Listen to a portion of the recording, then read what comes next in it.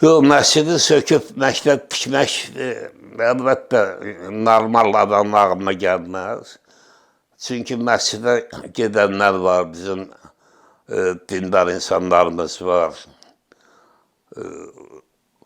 Əgər bacarırsansa məktəb tik. Bir dənə məktəb tik və çıx televizyonda de ki, görürsünüz, siz məscid tikirsiniz, mən məktəb tikirəm.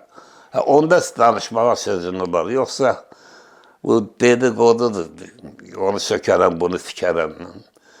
Amma o dediyində bir alt yapısında bir həqiqət var ki, bütün ölkələrdə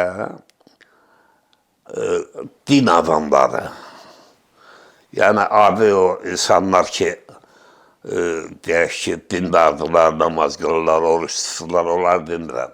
Yəni o dinə rəhbərlik eləyən kəsim ki var, bütün ölkələrdə onlar yaşadığı ölkənin milli mənafeyini müdafiə edirlər. Bizdə o yoxdur.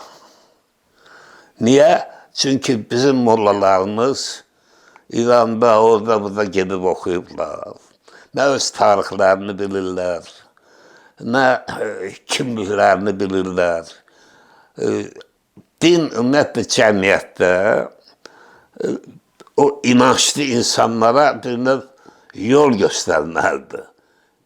İndi bizdən hansı dindar gəlib sənə, mənə yol göstərə bilər? Necə səviyyələri yoxdur.